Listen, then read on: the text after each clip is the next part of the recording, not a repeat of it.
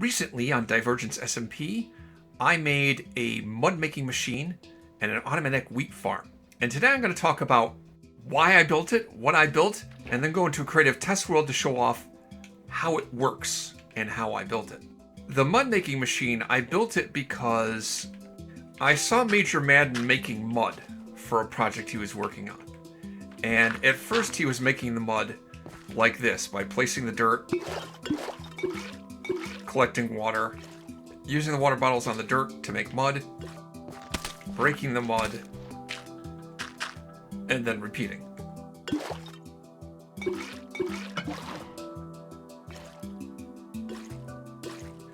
Later he figured out that he could make the mud this way. Place the dirt in the water,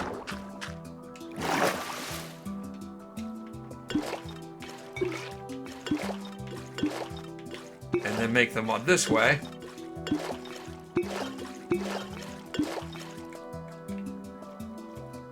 And then dig it up. Needless to say, it's a little tedious and cumbersome. Now, ideally, you could go to a mangrove swamp and collect all the mud you wanted there. But the mangrove swamps are pretty far from here, and he wanted this stuff to build with here. So I went ahead and made this mud farm for him, and I'll show it off over here. I wasn't even going to show a video of this, because I've made a mud farm before. Way back, I think, when the Wild update came out and mud was first introduced as a block type. But after I initially built it, I figured out some improvements I can make to it to make it even better. The way this works is I just take a dirt block, place it here in front of the piston, and it automatically makes it mud, and then I can just keep doing this. And the nice thing about this is it will operate continuously. I don't need to move any bottles around. There's no maintenance required. And I can make more than 2 stacks of mud before I have to dig up all the mud. It should be 145 mud blocks I can make. But once that's done, I've dug it all up, I can then start placing it again. No other maintenance required. Pretty nifty little thing. But once I built this and I had it set up for him, I then realized that what he's using the mud for is to make packed mud and make mud bricks. For that he needs lots of wheat. So I made an automatic wheat farm, which dumps everything out into this chest here, giving me a bunch of wheat and also some excess wheat seeds. Now, the automatic wheat farm was supposed to be a surprise. Just as I made a secret hideout in Dig and Base, I also made a secret hideout in Charlottetown, made a Minecraft base here, that was going to hide out in here and build this whole wheat farm, make it a surprise. Unfortunately, that didn't quite work out. You see, I'd built the wheat field while they were live streaming. My invisibility potion wore off. No, I was looking at Bad Rabbit, sorry. Alright, so I'm trying to figure out what I'm going to do here, because I need to move that tower. There's somebody's, looks like a Manchu, is in the water down there. Nothing to see here. I'm not doing anything. Don't worry about it. Nothing to see here. Move along. Ignore the name tag. Are you over at the mud farm, or are you down underneath in the abandoned mines or something? I'm no place. I'm not here. I have a figment of your imagination. You just imagined that I was here. I'm not actually here at all. All right, I'll get back to what. Don't dig around. Don't look for where I am. You'll never find me. Gotcha. I had made 2 secret entrances to get into this, which was pretty easy considering how much there was to this base. It didn't take me much effort to find secret ways in. One was through that hole in this waterfall that already existed, and the other was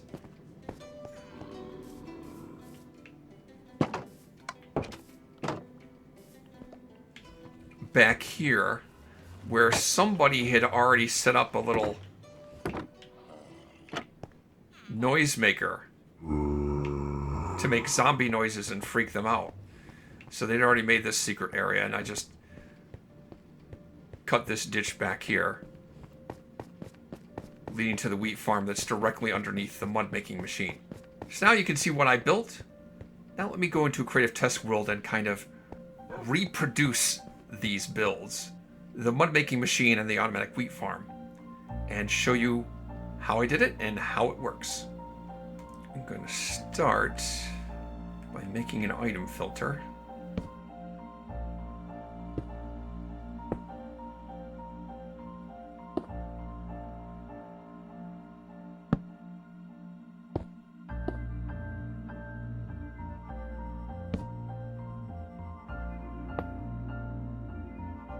Right there, it's facing into the comparator, so it will pull items from above it, but it will not be able to push items out of itself. A couple temporary blocks here, and I'm going to put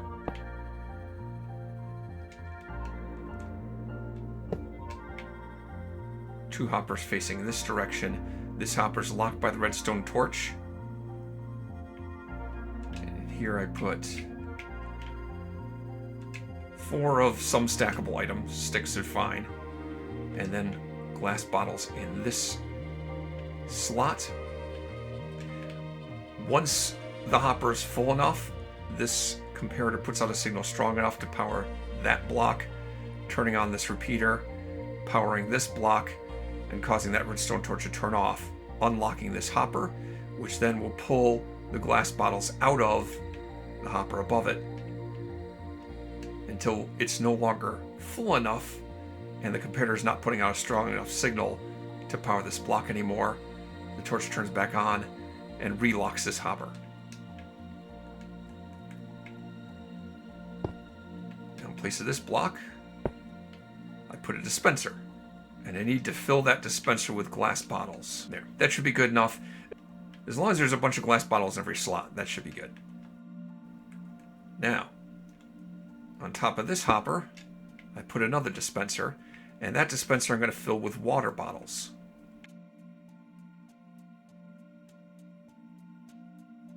Next to that,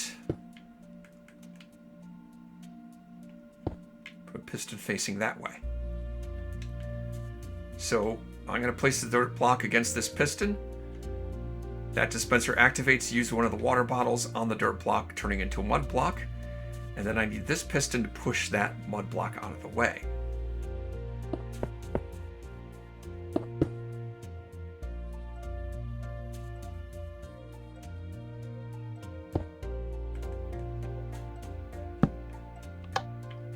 There.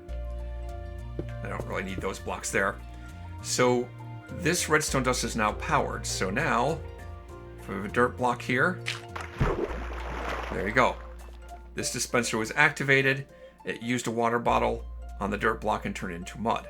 Then the empty bottle got pulled out of the dispenser and put down into this dispenser here. Now to get that piston to activate and push it out of the way, put an observer there.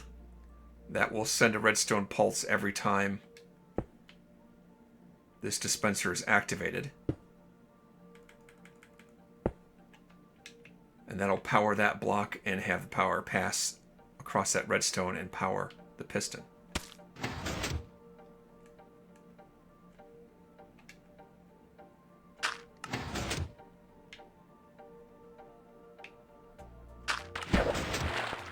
Just like so.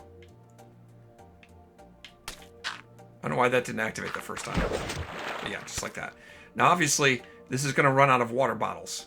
So I need to replenish that. I'm going to need 9 water bottles in there to start with.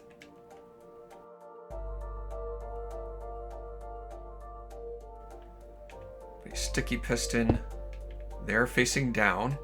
Now that observer, when it detects this dispenser activating, is not only going to power this piston here that pushes the mud block out of the way, but also activate this sticky piston.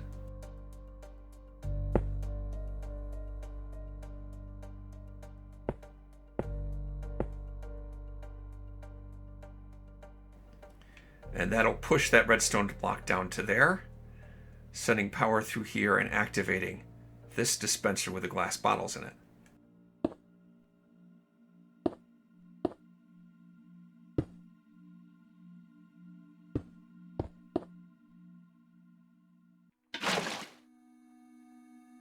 And when that's activated, it will use one of these glass bottles on the water and create a water bottle, which it then spits out because there's not going to be room in the dispenser to hold it.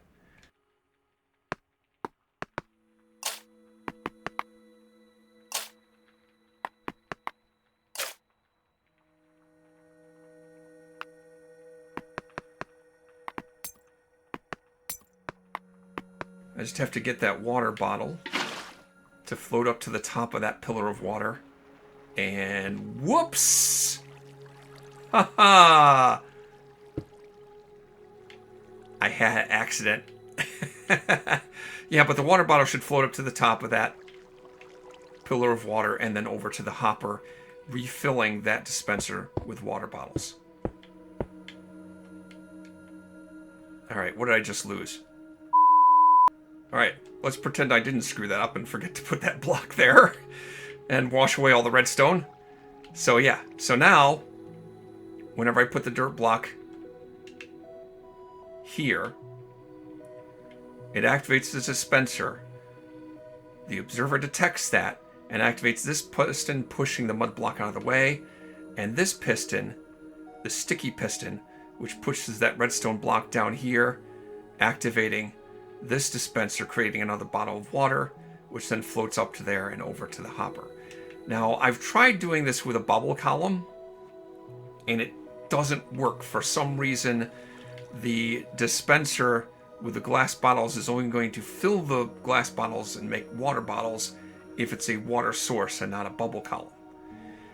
Not a problem, because the water bottles still float up to the top and go over here. They just take longer than if it was a bubble column.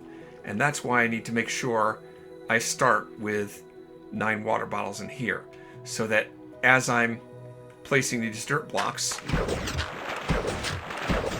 you can see the water bottles floating up, and there's time for them to come back into the dispenser.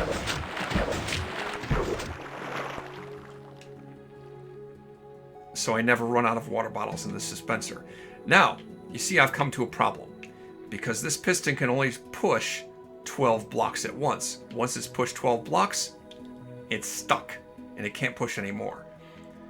But I can fix that easy enough.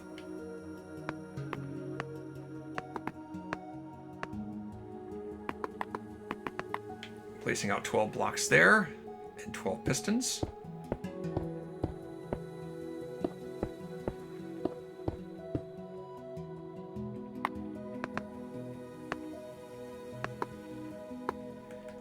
Redstone dust. Wait, no, that's not right. Like that.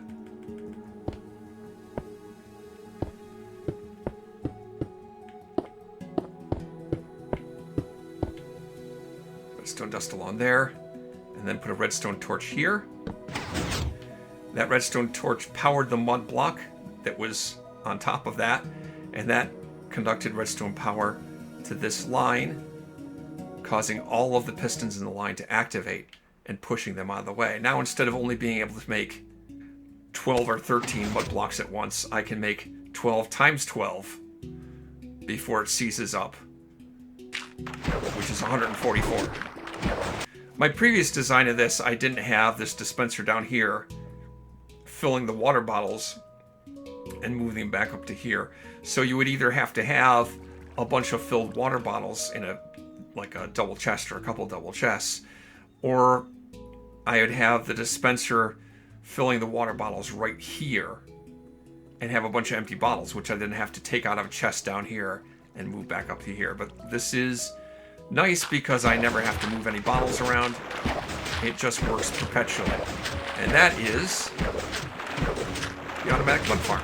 But obviously one of the things that you want to do with this mud is turn it into packed mud and make packed mud bricks. For that you need wheat.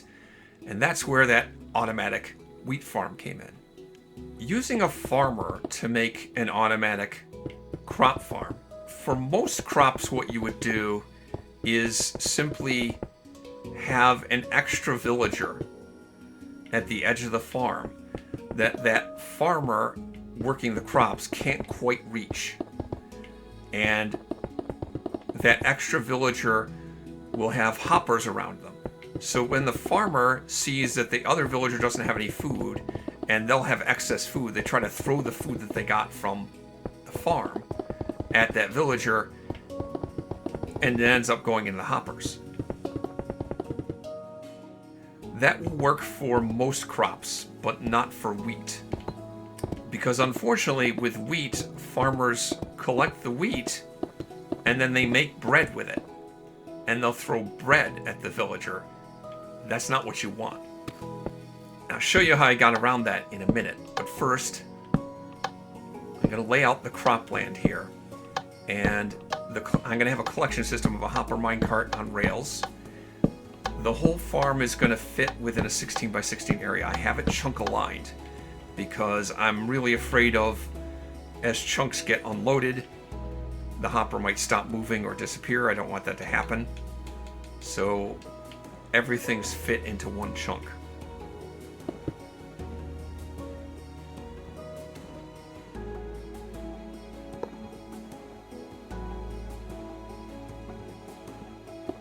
So I'm going to have a hopper going off that way for the unloader.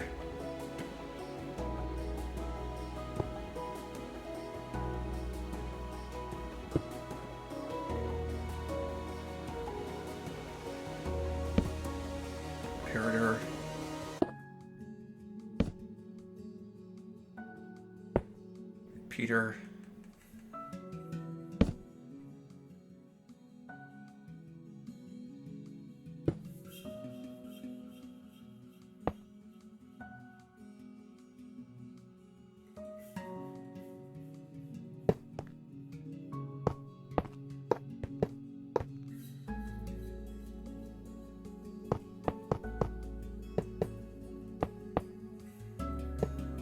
I'm going to skip a row there, because the cropland is not going to be in these last two spaces.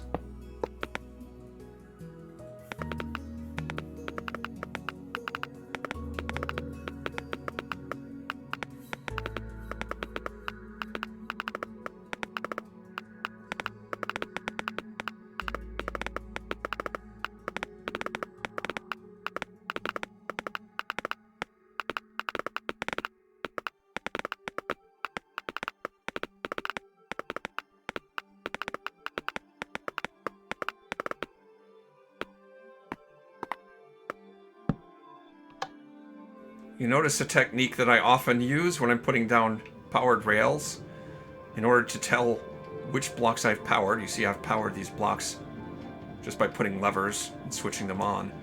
I'm using a different type of block so I can tell that's where the powered blocks are, that's where the powered rail goes. And my part picks up any wheat, and when it gets to the end it should stop and unload.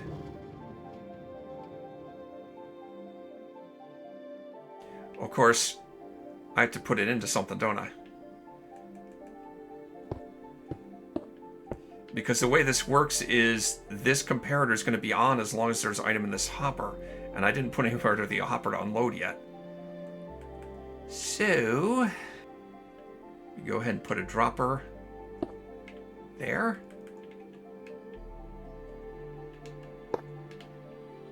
There. Now that dropper will get filled up with wheat. I just put dirt down from this row all the way over. This will be the cropland.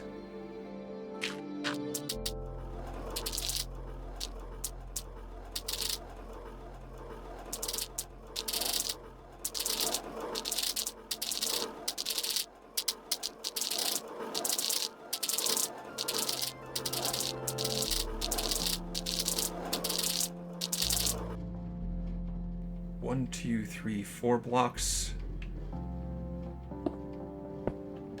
Put a stair there. Fill it with water. And from this end, 1, 2, 3, 4 blocks. And the 5th block, stair. Waterlog it. This side. 1, 2, 3, 4.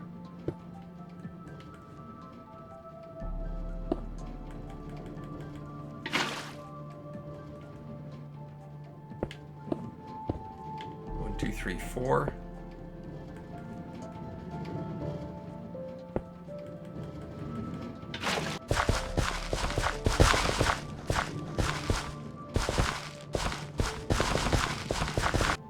I know the cropland can get hydrated 4 blocks from water source. So there's some areas in the center I need to hydrate as well.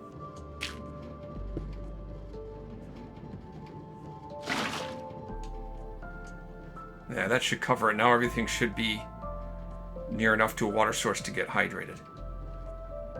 Next, I'm going to plant all the crops. Fill this entire field with wheat. Okay, now around the outside, I put walls around the whole thing. Once I get a farmer villager in here to harvest these crops, I don't want it to be able to get out.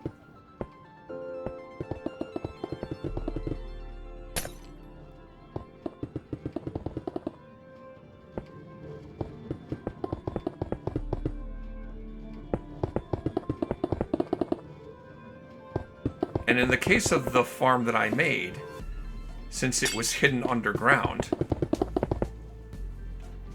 crops need light to actually grow, so I wanted to make sure to light the whole farm up pretty well. And since on this SMP, thanks to me, there is an abundance of frog lights, I put down a whole lot of frog lights like this. This is undoubtedly massive overkill. I think the crops probably need a light level of, I want to say 9 in order to grow. But that's easily going to accomplish that for me. Alright, now all I need to do to get this thing functional is to get a farmer villager in here. But I have to be careful about how I get the farmer villager in here. I built this underneath Charlottetown, which had a lot of villagers already. But I didn't know what those villagers had in their inventory, and that's important. In order for this to work, I need a farmer villager that has an empty inventory, nothing in their inventory to start with. So I actually went to the trouble to go to a faraway place, a faraway village, abduct a couple of villagers from there, and set up a little breeder. And once they bred a baby villager, I take that baby villager over towards Charlottetown. Then I had to wait for it to grow up before I brought it to Charlottetown. Make sure it had the farmer profession and lock it in as a farmer.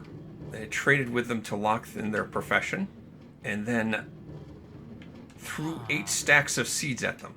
You see, all villagers have 8 inventory slots that they can hold items in. If the farmer starts with nothing in any of their inventory slots, and then I give them 8 stacks of seeds, that's going to fill their inventory slots all with just wheat seeds and nothing else. Then when they go to harvest the wheat, which they will do, they won't be able to pick up the wheat.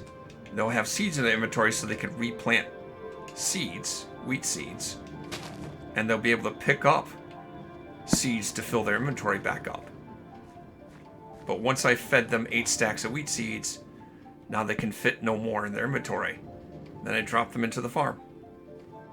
It's okay if I have a composter around here for them to claim, but it can't be something they can actually reach, because if they can reach the composter, they'll compost all the extra seeds in the inventory, freeing up inventory space, and they'll be able to pick up the wheat. Don't want that to happen, it'll break the farm. That's why I had to make sure the villager was a farmer, and I locked them in as a farmer, so even if they don't have a workstation, they're still a farmer, and they're still going to work these fields. Now you see, he goes around harvesting the wheat. He can't pick up his inventory, but he has plenty of seeds that he can replant. Any extra seeds that he can't pick up, and all of the wheat, get picked up by the hopper minecart underneath, and then unloaded into this dropper. Now I'm using a dropper here because remember that I built this thing underground on the SMP. I need to feed it upward. And I can do that using droppers.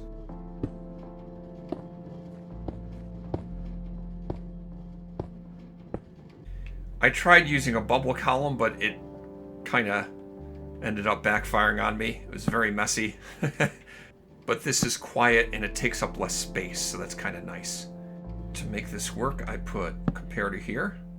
That's going to give off a redstone signal as long as there's items in here. Repeater.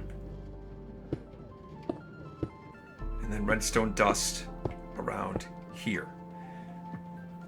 This comparator, if it has a signal coming in from the side that's stronger than a signal coming in from behind, it turns off. So this comparator turns on, puts out a weak signal, amplified by this repeater, and then fed back into the side, which causes this to turn off. And this is just clocks. It just keeps pulsing over and over again. I'm going to turn that off for a second. I'm going to put a target block here. So when I put redstone dust back here, it's going to reroute that redstone dust into this target block. So it goes both into the side of the comparator and into the target block. Then I put a redstone torch on top of that. Solid block, redstone torch, solid block, redstone torch.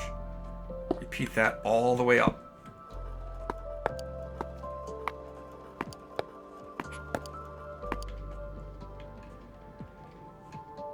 Now once I put this redstone dust back here, this will continually pulse.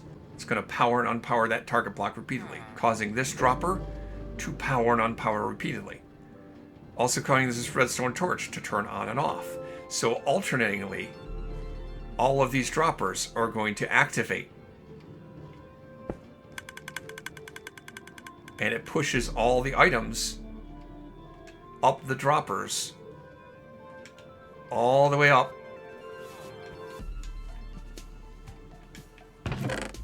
and into the chest. And that's how I got all of the wheat and extra seeds from the farm hidden underneath the mud machine all the way up to the surface. And that's it. The nice thing about this automatic farm is, you know, I can just be AFK at it for as long as I want. I don't have to actively participate in trying to harvest this stuff. It just does it automatically.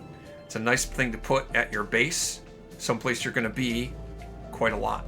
That's how I made my automatic wheat farm and my mud machine on Divergence SMP. Next time, 1.21 is coming out. You know what that means? Crafters. With crafters, I can make improvements to this farm and many of the other farms that I have made. Also, I'm going to have to fix some farms that are going to get broken next time when I'm on Chooses Divergence SMP.